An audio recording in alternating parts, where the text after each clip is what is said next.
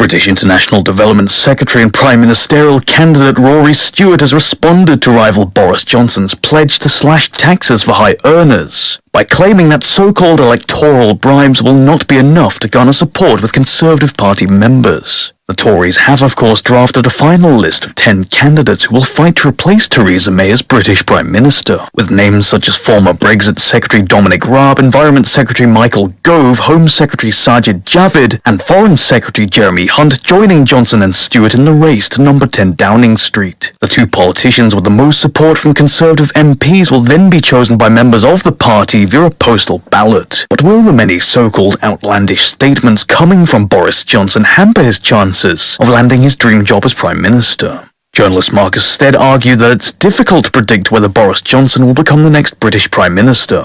Well, Boris Johnson is by far the best known as a candidate among the British public and indeed on the global stage. We know Donald Trump has a friendship with him, but there's a very real possibility that Boris Johnson won't make it down to the final two candidates that are voted on by the Conservative Party grassroots membership. And Johnson currently has the backing of 47 Conservative MPs. That's way ahead of next place Jeremy Hunt with 32. But a little word of caution there.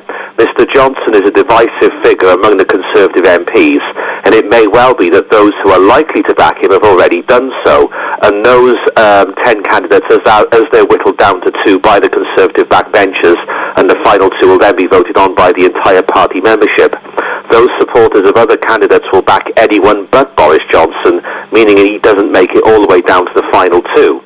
But if he does, he'll likely win among those grassroots where he's hugely popular, not just because he's well known, but because he's a Brexiteer. But I think we need to look a little bit more closely at his suitability to be Prime Minister. And there seems to be a real lack of political conviction and principle with Boris Johnson. And prior to the 2016 Brexit referendum, he drafted 2 articles for the Daily Mail newspaper, one for Remain and the other for Leave. And he only decided at the last minute which was to be published and which was to be spiked. And Ken Livingstone, Mr. Johnson's predecessor as Mayor of London, says that the only thing Johnson believes in is being there. In other words, he wants power for power's sake. And Johnson's personal life is messy. It's in the public domain that he sired 3 children outside of marriage, and his professional moral compass fares little better. Within a year of becoming a trainee reporter at the Times in the early 1990s, he was sacked for making up a quote from his godfather, the historian Colin Lucas. And in 1995, when he was assistant editor of the Daily Telegraph, Johnson, there was a recording of a telephone conversation from 4 years earlier where it emerged he plotted with his old Etonian friend Darius Guppy to have the then News of the World reporter Stuart Collier beaten up. And then Guppy was later jailed for an attempted jewel fraud. Johnson's former boss, when he was a journalist, Max Hastings, has written several articles about his very significant character flaws. Indeed, Sonia Purnell has written a whole book about them. Marcus Stead also believed that whoever inherits Theresa May's job will find it challenging to deliver Brexit. The calibre of people standing for the Conservative Party leadership is not great overall. The majority are not really household names outside of political anoraks. They're not well known. They could walk down any high street without being widely recognised. And very few of them seem to have much in the way of charisma or gravitas. They don't have a clear vision as to how they will handle the situation with Brexit, let alone a direction for which they want to take the country in the years ahead. And I just hope the Conservative Party has learned from the Theresa May experiment, because if you're serious about delivering Brexit, it might actually help if you've got a Prime Minister who actually believes in it and sees Brexit as an opportunity for the country rather than a damage limitation exercise. And the candidate with the clearest vision and understanding is former Brexit Secretary Dominic Raab. But while his campaign speech on Monday was steady, it didn't exactly enthuse people, so he's got a lot of work to do.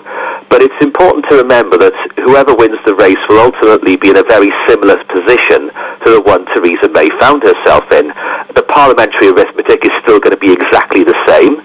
The splits within the Conservative Party are not going to heal deal anytime soon, and Parliament will do everything it can to prevent a no-deal Brexit, and it has various mechanisms for doing that. So whatever noises the leadership candidates make, no deal is not a realistic option.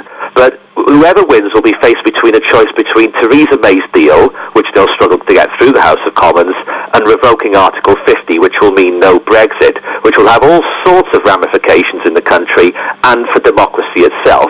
It would open a Pandora's box, the consequences would be huge, and the mood music from the EU is that nothing else is on the cards. And all those jockeying for the top job, they would do well to clearly lay out their vision as to what they want to do with the time available.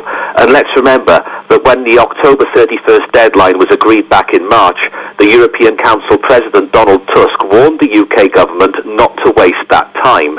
Well, we're not far off having wasted roughly half that time, and yet no progress has been made.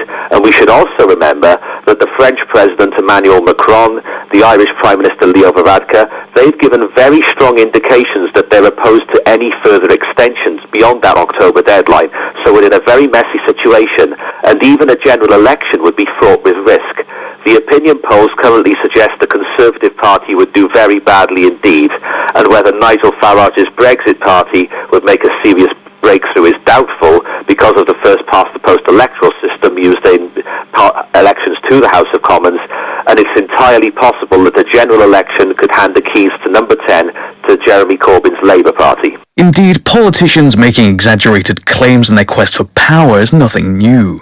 And both the Conservatives and Labour have been equally guilty of this in previous elections. But given that Boris Johnson is such a divisive figure within both his party and the British electorate, he could yet prove to be a risk that would not be worth taking should the Conservatives wish to avoid a potential defeat in the next general election and recapture the popularity they have lost after botching Brexit.